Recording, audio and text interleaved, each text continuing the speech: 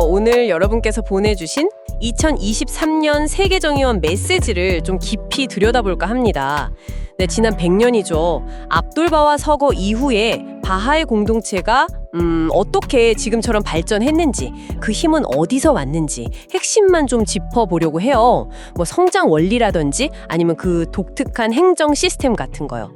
흥미로운 얘기가 많더라고요. 자, 바로 시작해볼까요? 네, 좋습니다.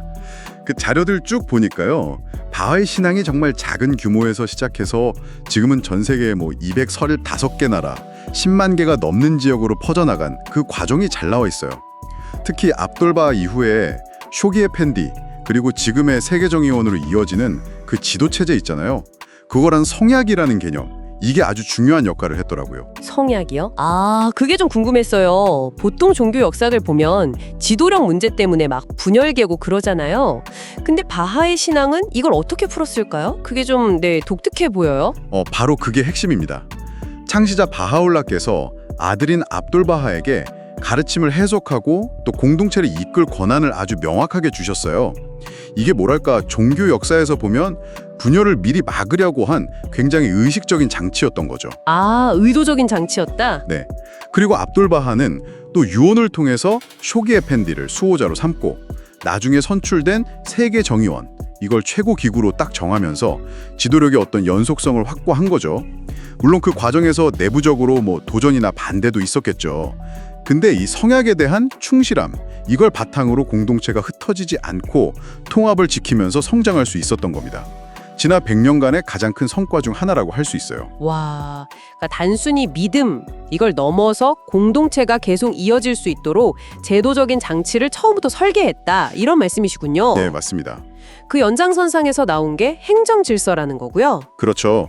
쇼기 에펜디 시대에 들어서면서 지방이랑 국가 단위로 선출하는 기구, 신성회라고 하는데요. 이걸 만드는 게 본격화됐어요. 이게 이제 지금의 세계정의원을 꼭대기로 하는 전 세계적인 행정체계의 기초가 된 거고요. 근데 흥미로운 점은 이 행정 질서가 그냥 조직 운영 시스템이다, 이게 아니라는 거예요. 바하올라가 제시했던 새로운 세계 질서의 핵심이자 패턴으로 본다는 거죠. 새로운 세계 질서의 패턴이요? 와, 그건 정말 스케일이 큰 비전인데요. 구체적으로 뭐가 다른 건가요? 기존 질서랑? 보통은 견제와 균형이잖아요. 근데 여기서는 선출된 기구, 그러니까 신성회나 세계정의원 같은 곳하고 임명된 기구, 성업선양자나 나중에 고문단 같은 분들이 서로 막 견제하기보다는 상호 보완적으로 협력하는 구조예요. 네, 그래서 공동체 발전이나 신앙 보호를 같이 돕는 거죠. 개인, 공동체, 그리고 이 기구들, 이 세 주체가 같이 배우고 성장하는 시스템을 지향한다는 게 좀 독특하죠. 협의하고 봉사하는 걸 강조하고요. 아, 그런 구조를 가지고 전 세계로 뻗어나갔다? 네. 자료에 보니까 압돌바하의 신성한 계획이라는 말도 나오던데요. 그건 어떤 역할을 한 건가요? 네, 그 신성한 계획은 압돌바하가 북미 바하이들한테 보낸 편지들이에요. 일종의 영적인 청사진 같은 거죠. 바하올라 가르침을 전 세계 구석구석까지 전파해라, 이런 메시지였어요. 쇼기 에펜디는 이걸 받아서 아주 체계적으로 국가별, 지역별 계획들을 세우기 시작했어요. 예를 들면 7개년 계획 같은 거요. 아, 구체적인 계획으로? 네, 그렇죠. 그게 나중에는 10년 성전 같은 전 지구적인 계획으로 이어지면서 정말 폭발적으로 확장이 이루어졌습니다. 근데 여기서 중요한 건요, 그냥 막 사람 수만 늘리는 게 아니라 그 과정에서 학습 과정이라는 걸 굉장히 강조했다는 거예요. 학습 과정이요? 네, 그러니까 같이 공부하고 또 함께 계획 세우고 그걸 실행에 옮기고 그리고 다시 되돌아보고 성찰. 이 사이클을 통해서 개인과 공동체가 같이 역량을 키우는 데 집중한 거죠. 아, 단순히 교세 확장만이 아니라 그 과정 자체를 배움과 성장으로 삼았다. 이 점이 되게 인상적이네요. 그럼 요즘은 어떤 활동들에 좀 더 집중하고 있나요?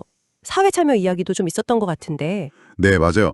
공동체가 이제 어느 정도 자리를 잡고 성장하면서 초기처럼 교도 활동이나 행정 기반 다지는 걸 넘어서서요, 사회 발전에 직접 기여하는 활동의 중요성이 점점 커지고 있어요. 자료에도 나오듯이 교육이나 보건, 농업, 환경보호 이런 분야에서 풀뿌리 차원의 사회경제개발 프로젝트 같은 걸 하고요. 네네. 또 인권이라든지 평화, 여성지위 향상 같은 이슈 있잖아요. 이런 걸로 사회적인 담론에도 적극적으로 참여하고요. UN 같은 국제기구나 다른 시민사회하고 협력하면서 바하이 원리를 실제 문제 해결에 적용해 보려고 노력하는 거죠. 어떻게 보면 지금처럼 막 분열된 세상에서 통합과 협력의 어떤 모델을 만들어 보려는 시도라고 할 수 있겠습니다. 이 모든 활동은 이스라엘 하이파에 있는 바하이 세계본부, 거기를 중심으로 다 조율되고 있고요. 네, 오늘 쭉 이야기를 들어보니까 바하이 신앙이 지난 100년 동안 성약이라는 그 독특한 토대 위에 아주 체계적인 행정 질서를 세우고 이걸 힘삼아서 전 세계로 뻗어나가면서 또 사회에 기여하려고 노력해온 그 과정이 보이네요. 특히 공동체를 만들고 사회를 바꿔나가기 위해서 학습하고 실천하는 걸 계속 강조하는 모습이 좀 눈에 띄는 것 같아요. 네, 그렇습니다. 개인, 공동체, 기구, 이 세 주체가 서로 배우면서 또 협력하면서 같이 발전하려는 모습, 그리고 신앙의 이상을 현실 사회에 어떻게든 구현해 보려고 계속 배우고 노력하는 그 과정 자체가 핵심이라고 할 수 있어요. 결국은 인류 통합이라는 그 큰 비전을 향해서 나아가는 여정인 셈이죠. 자, 오늘 이야기 슬슬 마무리하면서요. 여러분께 이런 질문 한번 던져보고 싶습니다. 하나의 종교 공동체가 의도적으로 설계하고 또 발전시켜온 전지구적인 행정 시스템, 이게 미래 사회 질서의 패턴이 될 수도 있다. 이런 생각이 과연 우리 사회에 던지는 의미는 무엇일까요? 한번 생각해 보시면 좋겠습니다.